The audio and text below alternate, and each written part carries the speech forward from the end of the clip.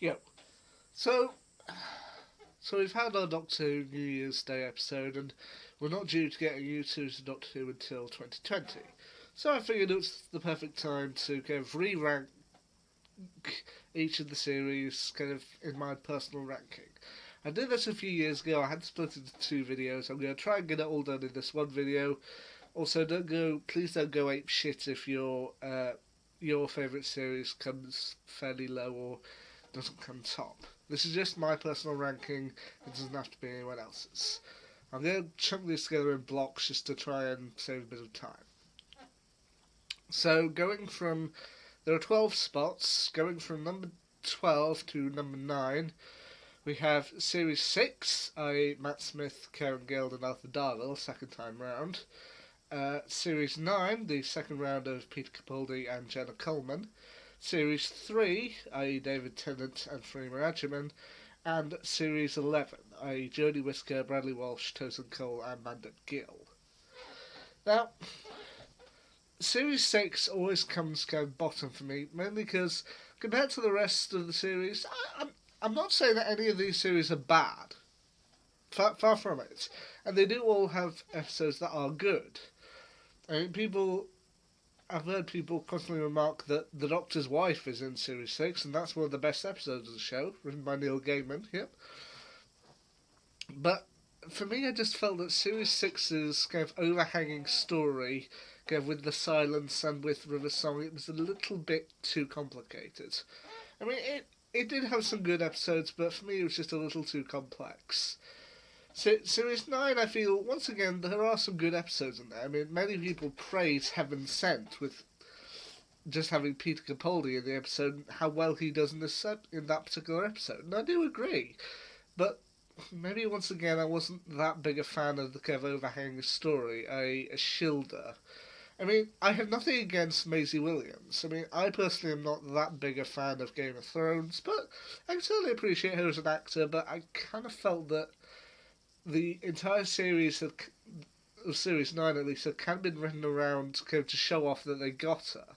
Which, yeah, that's just my personal thought. I mean, she's a good actress and this is a good series, but it was my number 11. And Series 3's kind of storyline with John Sim as the Master, I thought was quite good.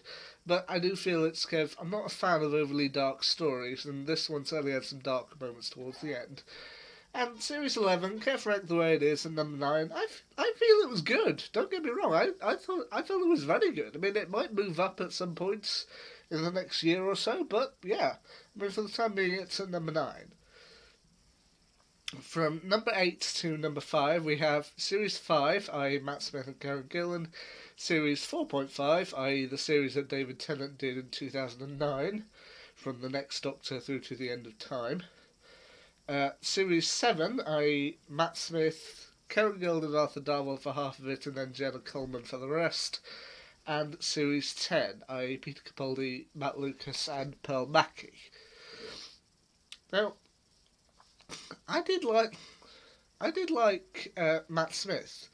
Don't get me wrong, I enjoyed his time as the Doctor, and yes, his Series 6 came at the bottom, and Series 5 and 7 are both in my kind of middle tier, but I actually felt they're both good. I mean, Series 7, I do feel that the first half, kind of from 2012, is better than the second half, which came from 2013, but yeah, I do feel it's good. And Jenna Coleman, I felt she was a very good actress, and I liked her as Clara Oswald. I mean, she ran for 3 series, so yeah, I felt she was good.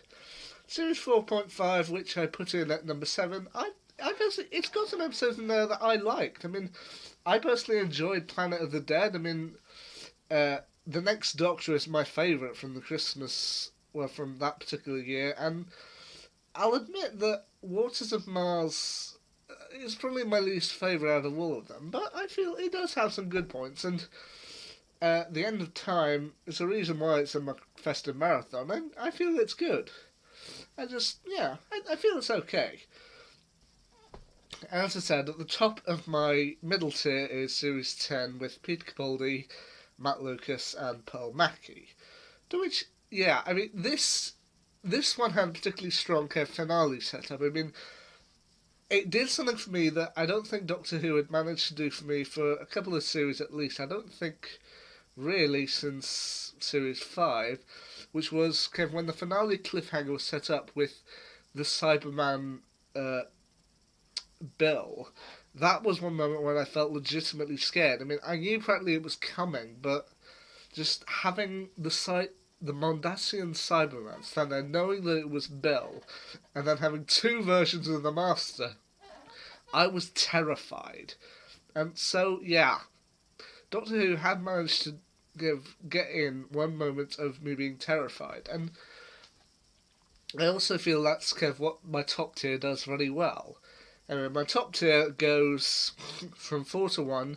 Series 1, i.e. with Christopher Eccleston and Billy Piper. I feel that was a good one. Series 2, i.e. David Tennant and Billy Piper. Series 8, Peter Capaldi and Jenna Coleman. And finally, my number 1, Series 4, i.e. David Tennant and Catherine Tate. What I feel that all of these particular series did, I mean, they had great storylines throughout. They may have had occasional weak episodes here or there. For example, Love and Monsters, Fear Her, In the Forest of the Night, or so on. But each one of these, I think, did a great finale. They did a great overarching plot. I mean, just having Rose stood in the middle of a battalion of Daleks, already all waiting to open fire on the Doctor, and the Doctor just saying, "No, I'm going to rescue you, and then I'm going to destroy you all. But you have no weapons, no defences, no plan." Yeah, doesn't that scare you to death? I mean, that moment was just epic. And then the next year, just having the Doctor face down a battalion of Cybermen, they're like, "No, we have nothing to do with the sphere," and then just the sphere opening up to reveal 4 Daleks. That for me is just an epic moment, and I think one of the greatest Doctor Who cliffhangers there has ever been. And with Series 8 also had a great cliffhanger, which, yeah, just that one moment of when you realise who Missy is, just, I remember being terrified of that moment, and that's why I feel it's such a great one. I mean, they built it up, and yes, they did have an occasional weak episode, but I feel the overarching plotline of Series 8, kind of with the Cybermen and Missy, just, they did it so well, and yeah, it's my number 2. But as I said, my number 1 was Series 4. Series 4, I feel for me, was just brilliant. I mean, they had great episodes, gave great monsters, from the Sontarans to the Vashta Narada, the Midnight Monster, and then just having the Daleks return with Davros at the helm. That, to me, that felt brilliant. Just, I still maintain the Stolen Earth and Journey's End as what I think the best New Who storylines, and yeah. So, yeah, Series 4 comes at the top of my ranking. So there you go, my ranking of each of the series, i.e. Series 6, Series 9, Series 3, Series 11, Series 5, Series 4.5, Series 7, Series 10, Series 1, 2, 8, and 4. That's my ranking of them. I'd love to know your ranking if you have one. Leave it down below. Have a nice, good discussion about it. Until next time, see you.